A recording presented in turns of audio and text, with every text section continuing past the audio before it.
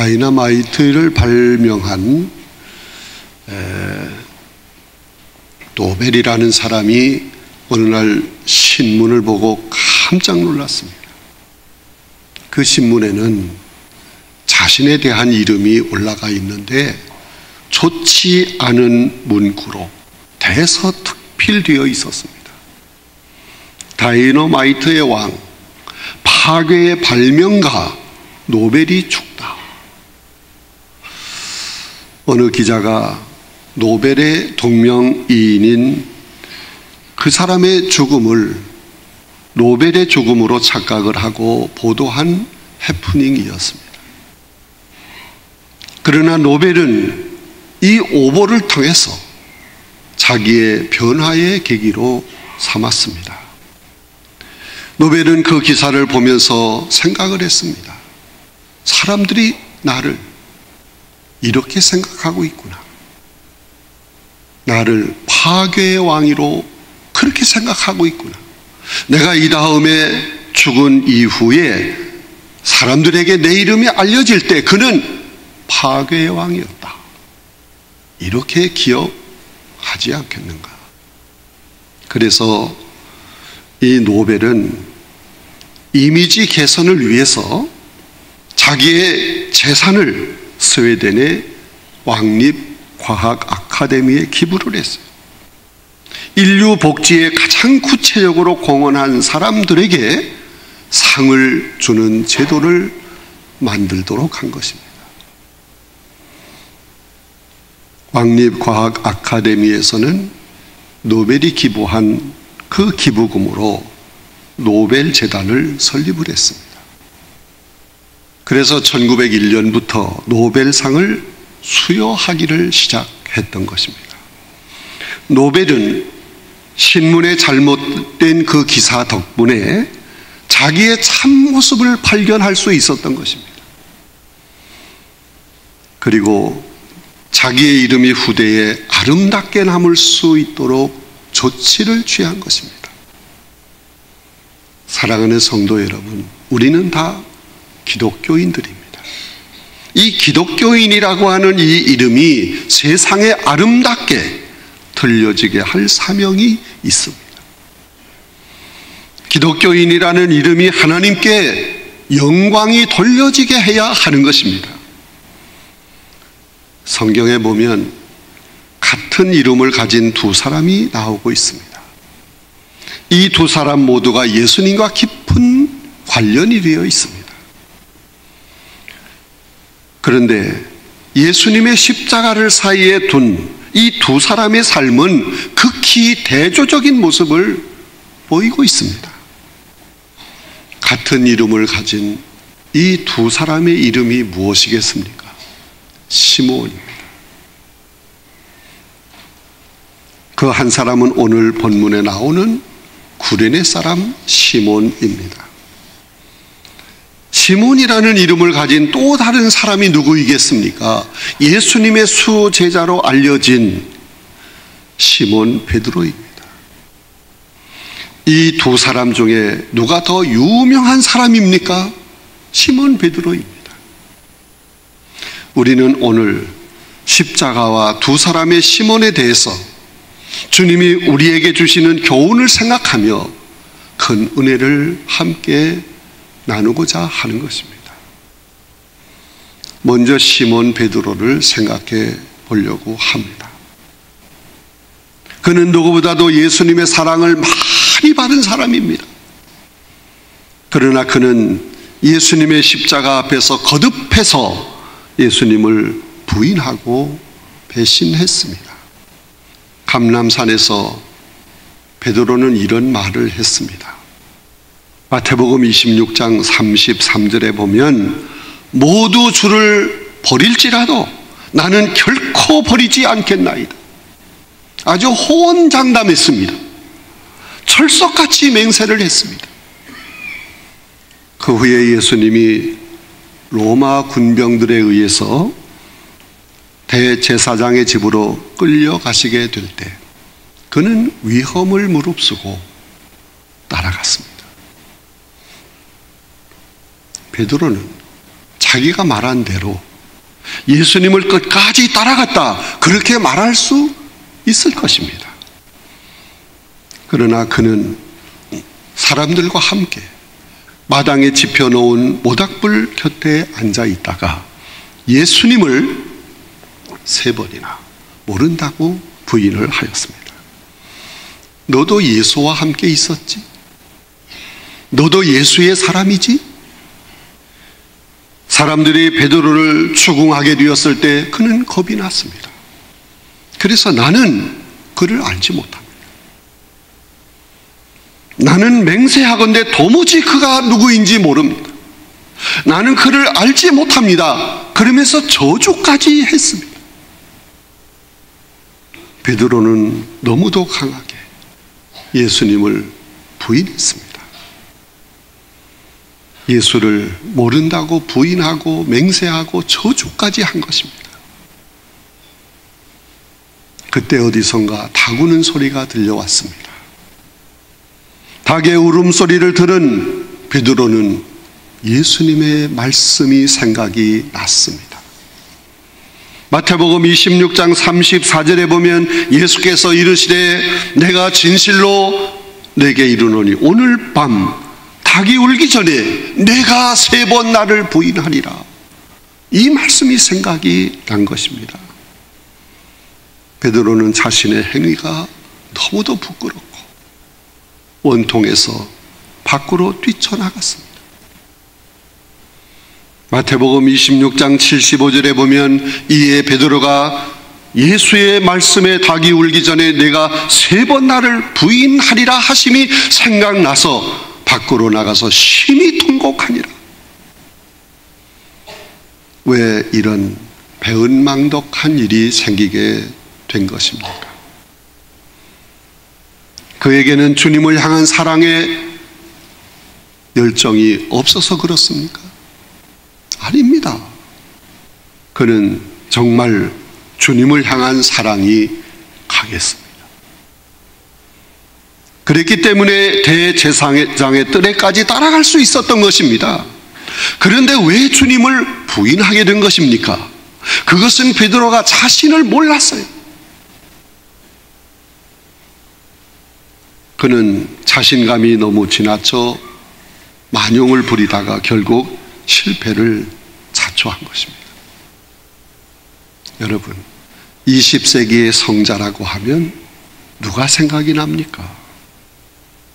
1952년 노벨 평화상을 수상한 밀림의 성자 알베르트 슈바이처가 생각이 납니다.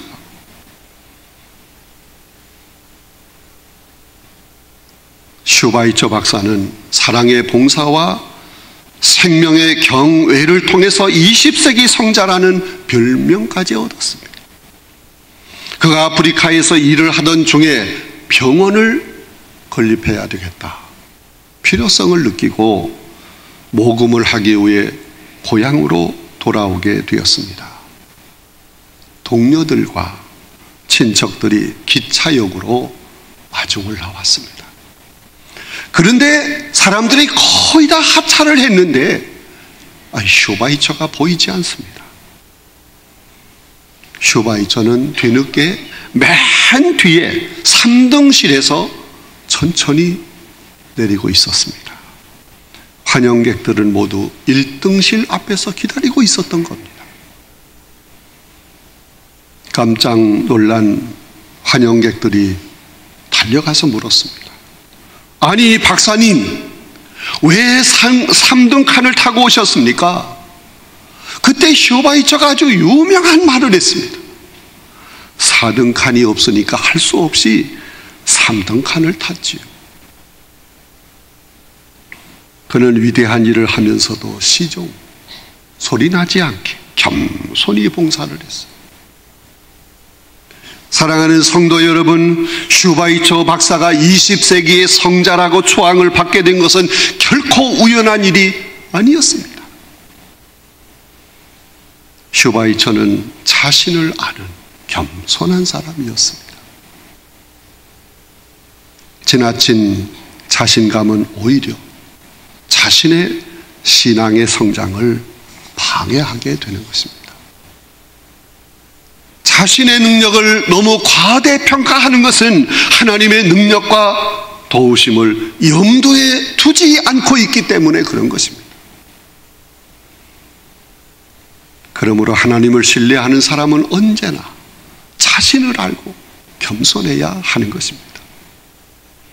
사도 바울과 같이 내게 능력 주시는 자 안에서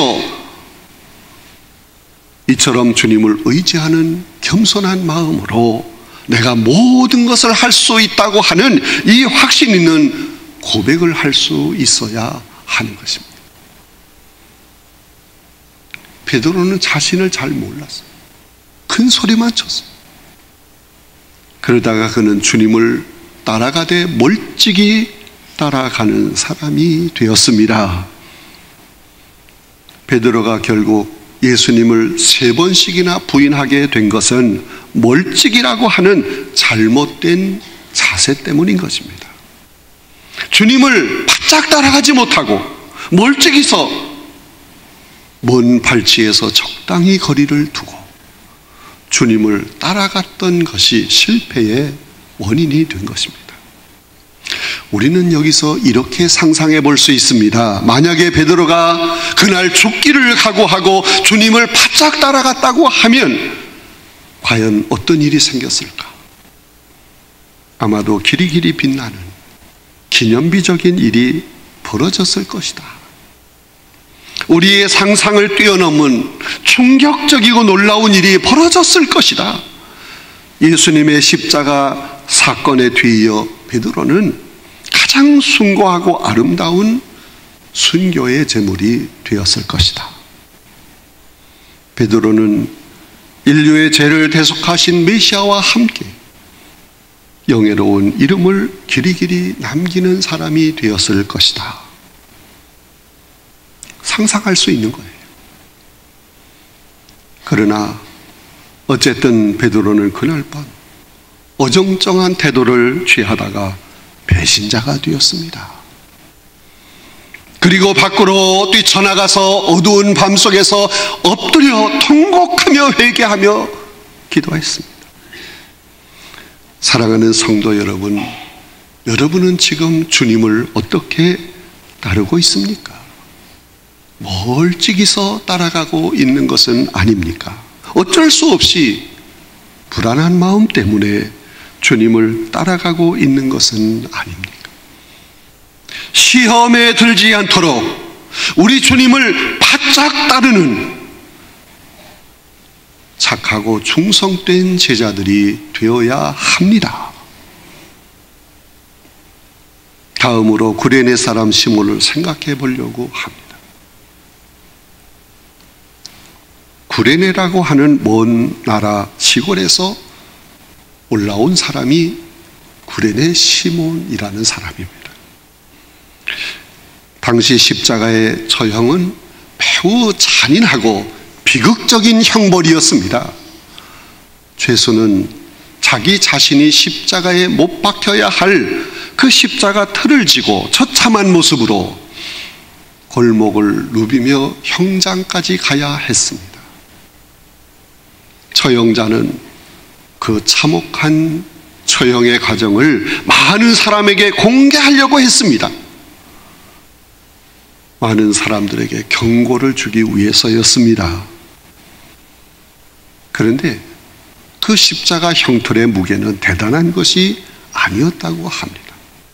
장정이라면 넉넉히 메고 갈 수 있는 무게였다고 합니다. 그런데 주님은 왜 그 십자가조차 메고 갈 수가 없었겠습니까? 처형을 받기 전에 이미 기력이 완전히 소진되어 있었습니다. 예수님은 날마다 머리 둘 곳이 없을 정도로 열심히 여기저기 다니며 복음을 전하셨습니다. 그리고 체포되기 전에 겟세마네 동산에서 땀방울이 핏방울이 되기까지 친액을 다 짜내며 하나님께 기도했습니다. 체포된 이후에는 이곳저곳으로 끌려다니면서 밤새도록 신문을 받으셨습니다. 그리고 살점이 떨어져 나가는 채찍으로 많은 매를 맞았습니다. 예수님의 몸과 마음은 지칠 대로 지쳐 있었습니다. 그러므로 십자가를 지시고 쓰러지고 또 쓰러지고 또 쓰러졌던 것입니다. 그런데 그렇게 쓰러지시는 예수님 곁에 한 사람이 있었습니다. 바로 구레네 사람 시몬이라는 사람입니다. 구레네라고 하는 이곳은 현재 북아프리카에 있는 리비아의 수도 트리폴리입니다. 당시로서는 먼 시골에서 올라온 시골뜨기 촌사람이었습니다. 로마의 군인들은 이 구레네 시몬을 끌어다가 예수님의 십자가 틀을 대신 지게 했던 것입니다. 그는 자기 스스로 자원해서 예수님의 그 십자가를 진 것이 아닙니다. 그가 진 십자가는 억지로 진 십자가입니다. 그러나 그렇게 억지로 예수님의 십자가를 진 이 구레네 사람이 후에 어떤 인물이 되었을까 궁금하지 않습니까? 사도행전 13장 1절에 보면 안디옥 교회의 선지자들과 교사들이 있으니 곧 바나바와 니게르라 하는 시몬과 구레네 사람 루기오와 분봉왕 헤롯의 젖동생 마나엔과 및 사울이라는 말씀이 있습니다. 이 말씀에서 니게르라고 하는 이 말은 검다라는 뜻입니다. 그러므로 니게르라 하는 시몬이라고 하는 이 사람은 예수님의 십자가를 대신 진 그 사람이 아닐까 추측을 하는 것입니다. 구레네 시몬은 안디옥 교회의 선지자나 교사 중에 한 사람이 되지 않았을까 충분하게 추측할 수 있습니다. 매우 훌륭한 교회의 지도자가 되었을 것이라는 얘기입니다. 분명한 말씀이 또 있는데 로마서 16장 13절을 보면 사도 바울이 이렇게 말씀을 합니다. 주 안에서 택하심을 입은 루포와 그의 어머니에게 문안하라. 그의 어머니는 곧 내 어머니니라 하는 말씀이 있어요. 루포, 이 사람이 누굽니까? 마가복음 15장 21절에 보면 마침 알렉산더와 루포의 아버지인 구레네 사람 시몬이 시골로부터 와서 지나가는데 그들이 그를 억지로 같이 가게 하여 예수의 십자가를 지우고라는 말씀이 있습니다. 이 루포는 구레네 시몬의 아들입니다.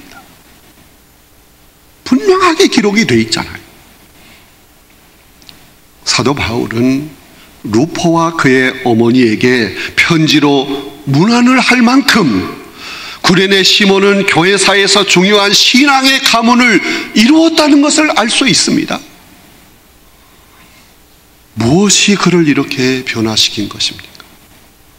억지로 진 십자가 때문에 그렇습니다.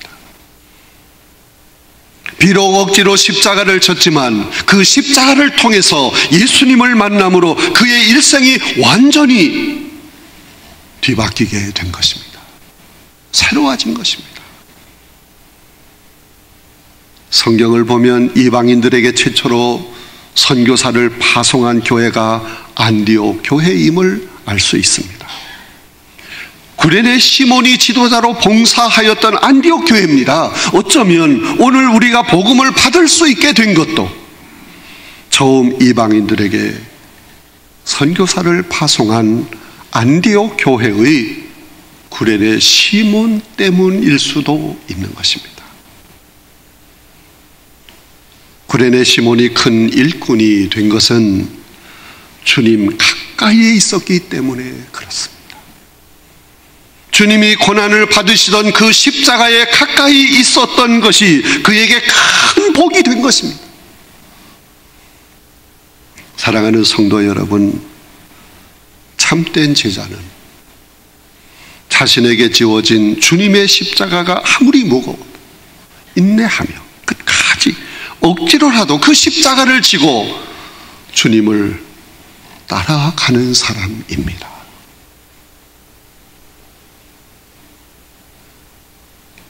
오늘 우리들도 고난의 주님에게 가까이 있어야 합니다.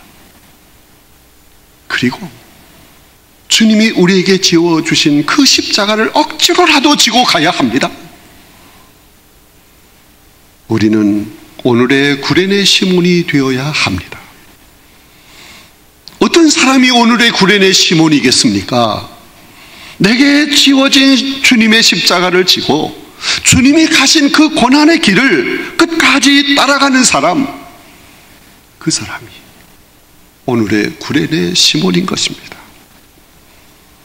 전에는 예수가 누군지 전혀 몰랐어요. 그를 믿지도 않았습니다. 주님을 믿었다고 해도 건성으로, 형식적으로 어쩔 수 없이 신앙생활을 했습니다.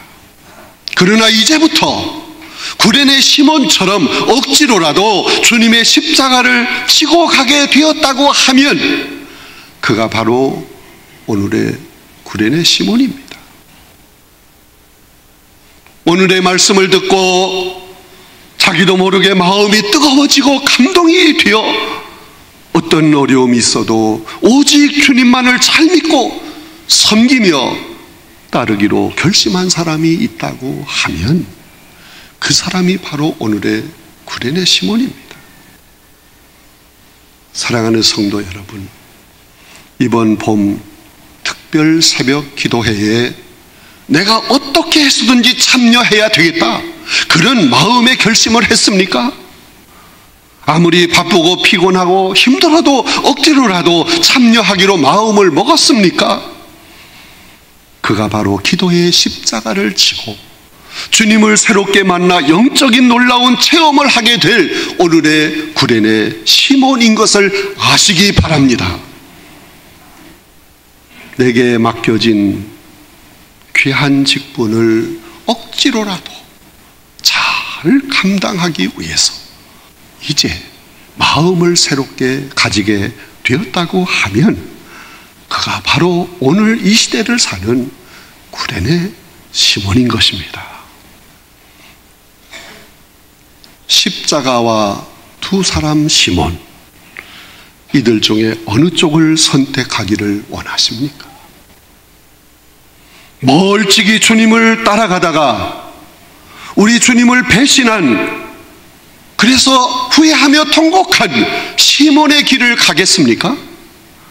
아니면 구레네 시몬처럼 고난의 주님을 가까이 하게 되고 억지로라도 십자가를 지고 가면서 놀라운 영적인 체험을 하고 온 가족이 다 구원받고 귀하게 하나님께 쓰임을 받는 그런 신앙의 큰 그릇이 되기를 원하십니까? 사랑하는 성도 여러분, 어떻게 십자가를 피할 수 있습니까? 기왕에 져야 할 십자가라면 피하지 말고 억지로라도 다부지게 십자가를 져야 합니다. 그런 성도가 진정으로 복된 성도인 것입니다. 구레네 시몬과 같이 억지로라도 힘들어도 고달퍼도 어려워도 주님의 십자가를 지고 부활의 아침을 향해 나가는 성도들이 다 되시기를 주님의 이름으로 축원합니다. 우리는 모두 오늘의 구레네 시몬으로 살아가야 합니다. 그렇게 삽시다.